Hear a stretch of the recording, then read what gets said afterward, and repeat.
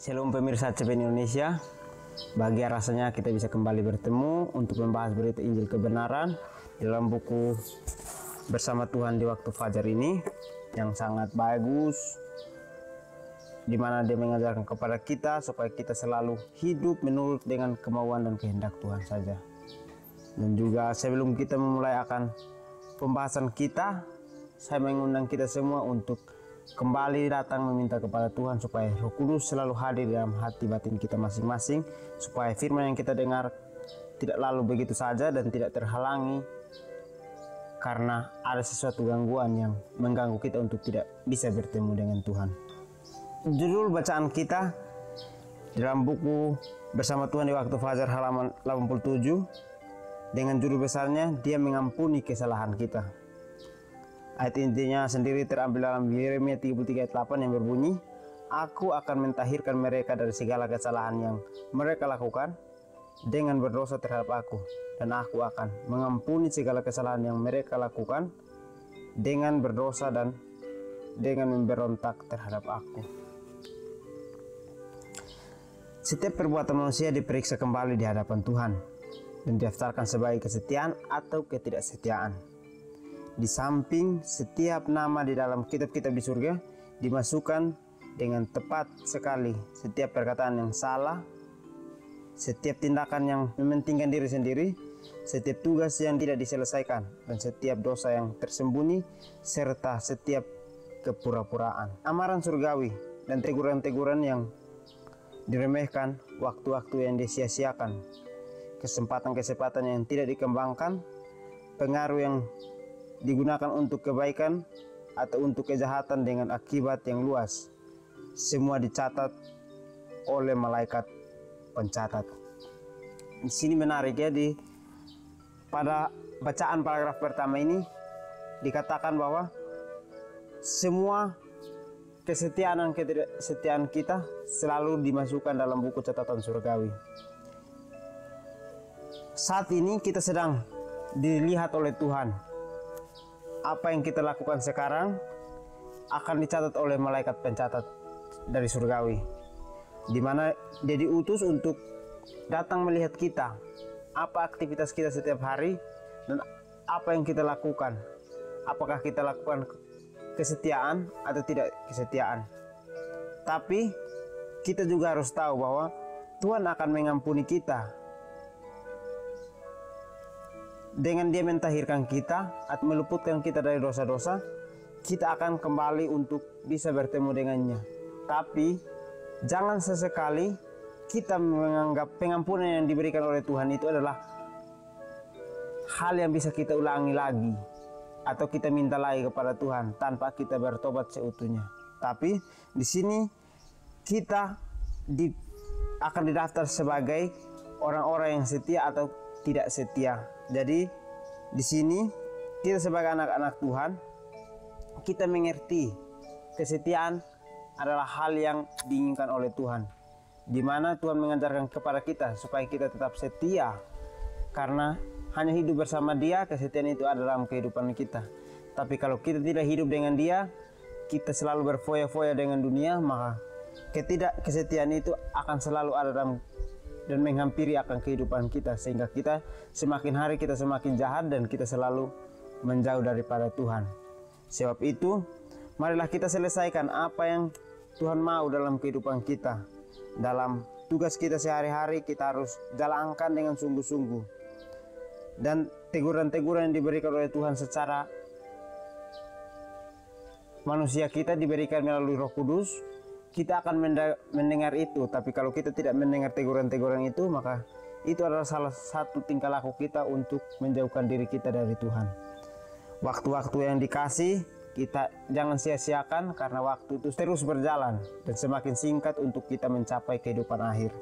Dan juga kesempatan-kesempatan yang diberikan itu harus kita kembangkan supaya setiap hari semakin besar kesempatan yang kita dapatkan. Jangan diberikan kita kesempatan, kita kuburkan kesempatan itu lalu kita tidak kembangkan, sehingga kesempatan yang diberikan oleh Tuhan itu semakin lama semakin mengerdil, sehingga lama kelamaan hilang akan kesempatan itu. Dan juga kita tidak boleh berpura-pura kalau kita ingin hidup dengan Tuhan. Karena berpura-pura berarti kita sendiri sedang menipu akan Tuhan kita. Meskipun Tuhan tahu kita menipu dia, tapi dia mengasihi kita dengan cara dia mengampuni kita. Dia mengetahui masa depan kita dan juga masa lalu kita. Sebab itu marilah berubah untuk hidup dengan Tuhan.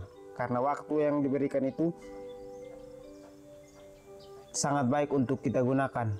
Jadi kalau kita melakukan kebaikan setiap hari, kesetiaan setiap hari, maka kita akan tuai hal-hal yang setia menurut Tuhan. Tapi kalau kita melakukan kejahatan tiap hari, maka ketidakkesetiaan itu kita sedang mengampirinya sendiri.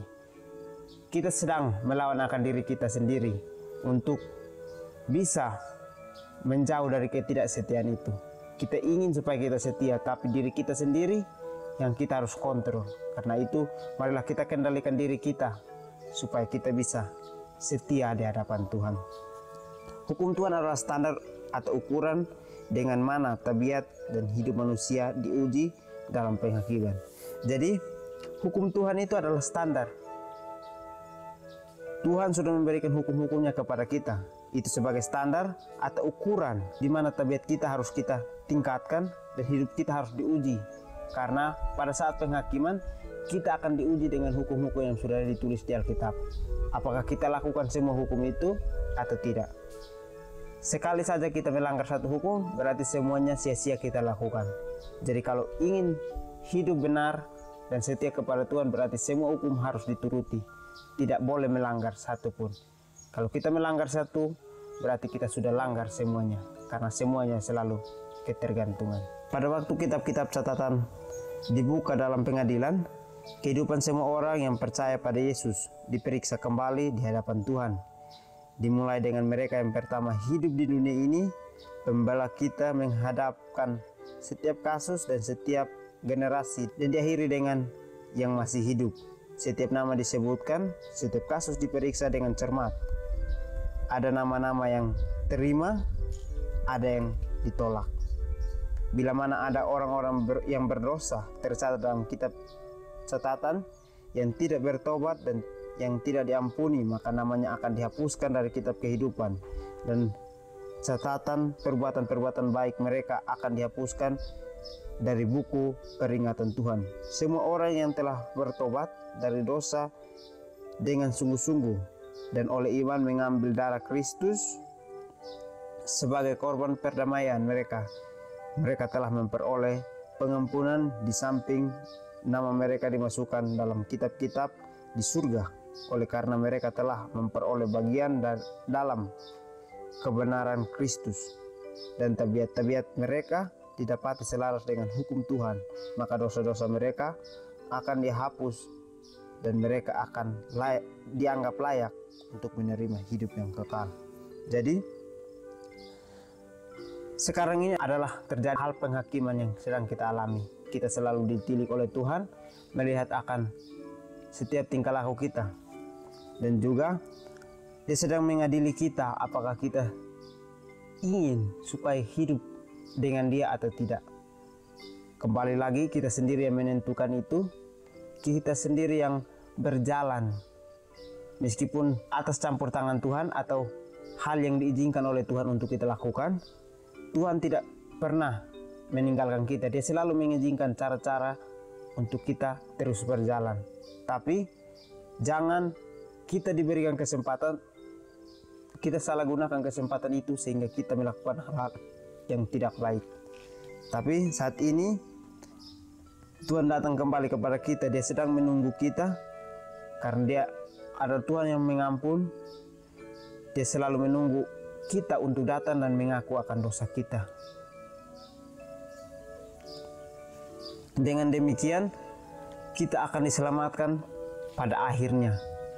Dan di sini akan terjadi dua syarat yang Tuhan berikan, di mana orang-orang yang sudah mati dan yang masih hidup akan kembali dihitung akan kebaikan dan kejahatannya di dalam buku catatan kehidupan, di mana di sana kita akan disebut nama satu persatu dan juga kesalahan dan kebaikan yang kita buat, sehingga di mana kita ditolak atau kejahatan kita lebih besar, maka kita akan kembali ditolak dan kita tidak akan diterima, sehingga kita kembali dihapus dari buku catatan kehidupan, kita dianggap adalah binasa. Tapi kalau kita dipilih oleh Tuhan karena kita melakukan kebaikan atau kita menghidupkan akan iman yang Tuhan berikan kepada kita, yang kita kembangkan selama ini, kalau kita didapati setia di dalam buku catatan kehidupan, maka kita akan bersukaria bersama dengan Dia karena perbuatan-perbuatan baik kita, sehingga kita bisa hidup dengan Dia, berdampingan dengan Dia sepanjang kehidupan akhir nanti. Kita akan menikmati hidup bersama dengan Dia seperti orang tua dan anak-anak. Begitulah kita akan hidup dengan Tuhan. Jadi tabiat-tabiat kita harus kita ubah supaya tabiat kita didapati selaras dengan hukum Tuhan. Kalau tabiat kita tidak rubah, maka kita akan melenceng jauh daripada hukum Tuhan yang sudah tercatat dalam kitab suci. Tuhan sedang mengajarkan kita bahwa semua hukum yang diberikan harus kita turuti seutuhnya. Kalau kita melanggar satu saja, pasti sudah kita langgar semuanya, karena semuanya itu selalu berhubungan atau selalu ada kaitannya masing-masing. Jadi kita harus merasa bahwa Tuhan itu menyayangi kita, sehingga tabiat kita harus kita rubah. Karena di mana kita rubah, kita sendiri membawa kehidupan kita supaya bisa lebih dekat dengan Tuhan. Karena tabiat kita didapati selaras dengan Tuhan, maka dosa-dosa kita akan dihapuskan dan kita akan dianggap layak untuk menerima hidup yang kekal, di mana kita akan diterima oleh Bapa dan Tuhan, sehingga kita bisa hidup dengan Dia di tempat yang Dia sudah pergi untuk sediakan, dan Dia akan kembali menjemput kita. Di dalam buku Alfa dan Omega ini, jilid 8 halaman 504 dan 505 ini sangat memberikan kita pengetahuan kebenaran bahwa kita harus lakukan kebaikan itu. Di dalam aktivitas kita itu harus terus menerus, karena kebaikan itu tidak seperti ujian dalam pembelajaran, tapi kebaikan itu harus kita lakukan setiap hari. Contohnya seperti belajar, kita harus lakukan setiap hari, tapi akan ada ujiannya juga dalam keseharian kita. Kita melakukan kebaikan itu karena kedagingan kita atau karena kita ingin menunjukkan kepada Tuhan bahwa kita ini harus tetap setia, bahwa kita ini tidak akan kembali lagi kepada hal kedagingan kita, tapi kita ingin setia untuk bersama-sama dengan Dia. Kalau dalam kesetiaan kita masih menganggap akan kedagingan kita untuk hadir di sana, maka kita belum diakui adalah setia, karena yang kita lakukan adalah untuk terlihat di hadapan orang-orang, bukan terlihat karena kita ada kuasa di dalam kehidupan kita. Sebab itu, marilah kita belajar dari hukum-hukum Tuhan supaya kita tidak lalai untuk melakukan hukum-hukum itu. Karena Tuhan mengampuni kita meskipun kita terus melukai akan hatinya. Sebab itu, marilah kita kembali mengambil hukum-hukum Tuhan itu. Kita kembali mempelajari akan hukum-hukum Tuhan itu. Apakah kita sudah lakukan hukum-hukum itu dalam keseharian kita atau belum? Kembali kita renungkan itu supaya kita bisa kembali meminta Tuhan untuk kita terus bertobat, meminta dan terus berusaha untuk menjadi yang terbaik dan yang setia. Mungkin ini saja yang dapat saya bawakan. Kiranya Tuhan Yesus memberkati kita semua. Terima kasih. Tuhan Yesus memberkati.